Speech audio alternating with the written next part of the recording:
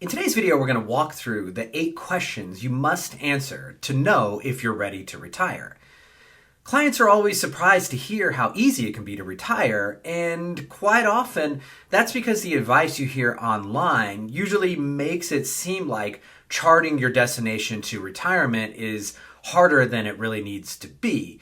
Which is exactly why we're making this video, to break down the actual questions a financial advisor considers important for retirement. There are a lot of ways you can approach retirement planning, which means there are a lot of conflicting views. So what I really want to do in today's video is boil it down to 8 essential questions that, if you answer affirmatively, you're going to have a great shot at retirement success. So let's jump right in here, and the number one question is, do you know how much you will need to cover expenses in retirement?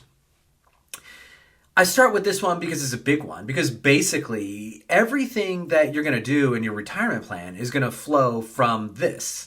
If you don't have any idea really how much your expenses are, you really have no way to build a plan. First of all, you're going to need to know your regular monthly expenses. Get those down, have a good idea of it. Of course, it doesn't have to be perfect. On top of that, you're going to need to think through one-off type expenses or expenses that are sort of infrequent. Examples, travel. Right? A lot of people might want to make a couple of special trips with family members. I remember I had a client that wanted to plan a trip with her granddaughter around the world. So they literally took a summer and just traveled all over the globe.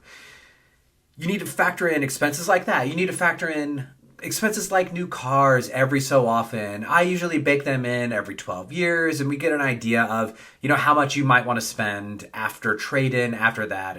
And, of course, 12 years, you're not going to have a lot of trade-in value. Third, healthcare costs. I bake in something for long-term care for a minimum of 2 years, at least at the end of everybody's life, but you could get more granular if you want. And then along with all of these, you need to think about inflation. I usually separate out kind of regular ongoing expenses. I put those in at about 3% a year just to kind of be safe. And then for healthcare related expenses, I actually increase those at 5%. But there's nothing magic about those. It's just that healthcare costs tend to accelerate more than average inflation costs for other, goods and services. The point is, you need to have something factored in for inflation. Something else to consider here as you're going through this exercise is, okay, you probably want to think through that, you're going to have different stages of spending. So what you spend maybe in the first 15 years when you're in relatively good health is going to be different than later stages of life, but then, you probably have increased healthcare. But if you've thought about that already, great, it's already baked in. Again, the most important point is you've answered this question and you've made a forecast, because like I said, the rest of our plan is going to flow from how you approached this question. Now, let's move on to number 2, and that is, have you planned for required minimum distributions, RMDs, and their tax impact? So I know not everybody is going to fall into this category, but I assume most of my viewers are Americans, and almost anybody that's in the position to retire in the United States has some type of pre-tax retirement account like a 401k. Therefore, you're going to have to deal with the dreaded RMD. What's the plan that I might be able to kind of minimize my RMDs and sort of optimize my tax situation? And number 2, because, you might be richer on paper than you actually are in reality because of the fact that you've got this tax liability sitting here in this pre-tax account. And so even if it says you've got $1 million in there, maybe that's really only $700,000 because you're going to have to pay taxes on these distributions. So it's very important before you retire to answer this question so you're prepared for how to deal with that. But taxes aren't the only risk to your retirement income. And that's where we get number 3.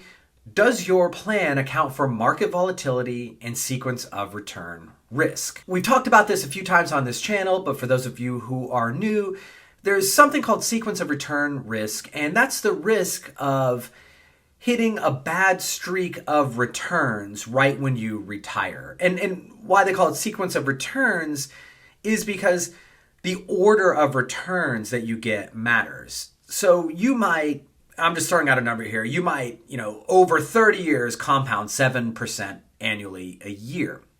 But person A hits a bear market at the end of time, where his portfolios continued to grow in excess of what, that person is withdrawing. Person B hits a big bear market right at the beginning as they're withdrawing from their portfolio, and they never get a chance to recover. And so even if over 30 years, maybe the returns compounded out to 7%, it doesn't really matter because, you've never had a chance to recover. And that's why it's such a big risk for retirees. So there's a couple of ways you need to approach this. Number one, you need to have an investment strategy that takes this into account. That could just mean something like a bucket strategy where you have, safer and more aggressive type investments in different buckets. This could also mean somewhat of a dynamic withdrawal strategy. I tend to use both of those in conjunction with each other, but the reality is you need to ask this question and then make sure you've answered yes by actually having a plan for it. Now, I'm going to make a more in-depth video specifically about this risk at a later date, so if you don't want to miss it, remember to hit subscribe so you get the notification for that. Now, moving on. Number 4, do you have a withdrawal strategy? There are a couple of different ways to approach this. One is just thinking about, which accounts to draw from first, which is important. And then the second part is, how much you're actually going to pull from your portfolio and sort of how you're going to get that from your portfolio, meaning is it an annuity, are there income investments, and so on. Both are big. You can think about people will talk about the 4% rule, right? So you go, oh, okay, here's my starting balance and I'm going to take 4% of that. And that's like a safe withdrawal rate. So something along those lines. And I kind of laugh here. I've talked about the 4% rule before and people get really fired up about it. There are better, I've talked about there are better methods of withdrawal strategies than the 4% rule. And look, studies back this up. I suggest more dynamic strategies like the Guyton-Klinger rule that has guardrails and, you kind of adjust your withdrawals based on the returns in your portfolio. But listen, if the 4% rule works for you, that's way better than having no plan at all. So guys, my whole point here is you must have some type of strategy and have thought that through. And the 4% rule can be fine just as a rule of thumb, right? We're not aiming for perfection here. And if we can get through this entire list and you've answered yes to all of these questions, you're going to be in great shape. And there's no one magic strategy out there that's going to work for everyone. Whether you've answered all these questions correctly or just a couple, the important lesson to remember here is that, everybody's retirement is going to be different. So, unfortunately for most viewers, the advice you hear online isn't always going to apply. And therefore, look, if you want me to review a retirement plan to see if there's any red flags, click the link below to book a complimentary call with me and we can kind of go through that. Now, let's move on to point number 5, and that's, do you have an emergency fund in place to avoid liquidating investments? This is sort of tied to that sequence of return risk. What you don't want to do is hit a stretch where there's a really bad market environment, your whole portfolio is down 20, 30%, and you have to start withdrawing from that. And so it's good to have maybe 6 to 12 months on the sideline in cash that you can kind of weather a storm. And I mentioned that bucket strategy. So, this emergency fund is usually part of the bucket strategy that I recommend. So it's like, hey, I've got X number of months in reserve. I know I can tap that. Then another part of my bucket is in income-oriented investments. And, these are going to be really stable. And, I could also withdraw from those if market's down. And then the third bucket is going to be growth stuff. And I don't have to worry about tapping that because between the first 2 buckets, I should have, multiple years of investments that are steady that I could take from if I had to, if I'm waiting for markets to recover from like a bear market or something. All right, move on to number 6. Are your Social Security claiming strategies optimized? Especially for you and your spouse, if you have a spouse. So there's 2 ways that we're going to talk about optimizing for Social Security. The first one is just in general, what age should you take Social Security? And it's not really going to matter if you're married in this case. If you look online, a lot of people are going to tell you just wait till 70. And it's true, you're going to maximize your monthly Social Security if you wait until age 70 to take it. But the reality is it's a very myopic view, and it doesn't really take into account your total wealth situation or whatever your goals are. So I want to be very clear. If maximizing your income is the thing you care most about, then yep, 70 probably is going to work for you. But if you have other goals in mind, for example, leaving a legacy, you might want to take it earlier. And the reason why is that you may end up with a higher net worth overall. So think this through, right? If I have an income shortfall, and so while I'm waiting to age 70 to take Social Security, I have to draw from my portfolio to live. What I'm doing is I'm taking away from productive assets that were compounding, and I'm not allowing, whatever I'm taking out to compound anymore. So that's actually going to give me a lower net worth. And look, everything depends on what's the rate of return those assets were generating, and what is your overall withdrawal rate and all of that. But all else equal, you could end up with a lower after-tax net worth at the end of your life. And if your big thing was leaving a legacy, well, you maybe should have taken Social Security earlier. Another easy example is if you've had major health issues, like with your heart, or if you've had cancer a couple times already, if you wait until age 70 to take Social Security, maybe you don't even live that long, but maybe you get a couple years and then you die. Well, that's going to go away. And once again, you've depleted your portfolio by drawing from it as you were waiting to take Social Security. So point here is you need to think through the situation and optimize it based on what your goals ultimately are. Number two, this is where the spousal impact comes into play. So if you are married, you really do need to kind of forecast this and think through how do you maximize your benefits here. One great strategy that, again, is, everybody's situation is going to be different, but one thing you want to consider if you're in a household and there was one really high earner and the other person really didn't earn much over their lifetimes, that means that your Social Security benefits are going to be a lot different, and the higher earner is going to have a much higher benefit. One great strategy for maximizing this is you maybe wait until the higher earner is 70, which is the longest you can wait to get the max benefit possible. Then the lower earner takes his or her benefits at the full retirement age, which is going to be somewhere, 66, probably 67 these days.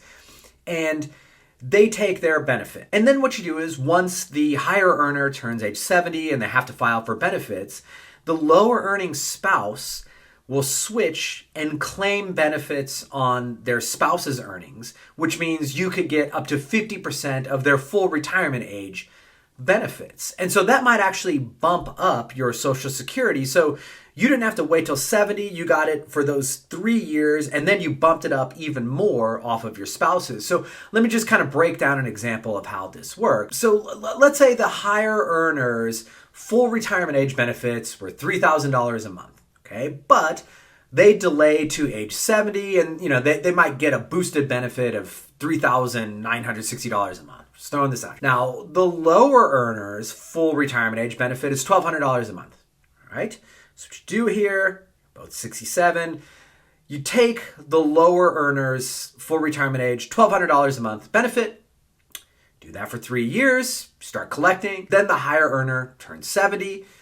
Now, the lower earner becomes eligible for the spousal benefits, which is 50% of that full retirement age benefit of the higher earner. That would be $1,500 a month. So if this is the higher benefit, what you do is switch over. Now you've gotten those 3 years of benefits, and then you've also bumped them up by age 70 by another $300, and you're going to kind of maximize how much you're getting. You could even start taking them earlier. Like you could take them at 62 as the lower earner. There's a penalty for that. But again, everything is kind of a math equation. So, you need to look at this from two angles, right?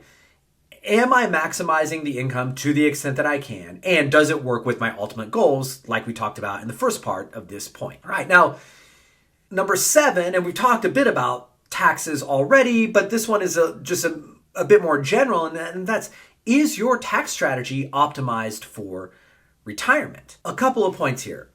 One is, if you have pre-tax accounts like 401ks, if you have Roths, if you have taxable brokerage accounts, HSAs, whatever it is, what's the order in which you're going to start withdrawing from those accounts? And that order probably does optimize for taxation. And you're going to have to run this as part of your forecast because the answer is not always obvious. Generally, the answer is taxable account first, pre-tax like 401k, then tax-free accounts. But not always, and I've come across several situations where it's actually taxable, tax-free, and then tax-deferred. So you got to do the math. Second, you've got to think through placement of investments. Certain investments have different tax advantages, and you want to make sure those go into the accounts that give you the biggest bang for your buck. Third, there are bigger overarching strategies like Roth conversions that are going to kind of help you maximize your after-tax net worth down the line. And so that's a big deal too. So going into retirement, this is a huge question to answer and something that you've got to get down, all right? Now, finally, let's address something that goes beyond just the numbers, and that's, have you planned for the psychological and emotional aspects of retirement? This is one that finance dorks such as myself kind of gloss over. It's one of those kind of touchy-feely points that, the accountant type person just doesn't care for. But the truth is, this one's actually really, really important because even if the financial situation is great, if you end up miserable in retirement, well, how successful can your retirement really be if you're hating life every day of it? So we've talked about this before. I mean, depression for retirees is a real thing. So you need to ask this question, get a game plan. There are actually coaches that specialize in this, and there are books on it. So, I would start looking at those areas, but it's a question that you have to ask if you really, really want to be successful with your retirement. So that's it, guys.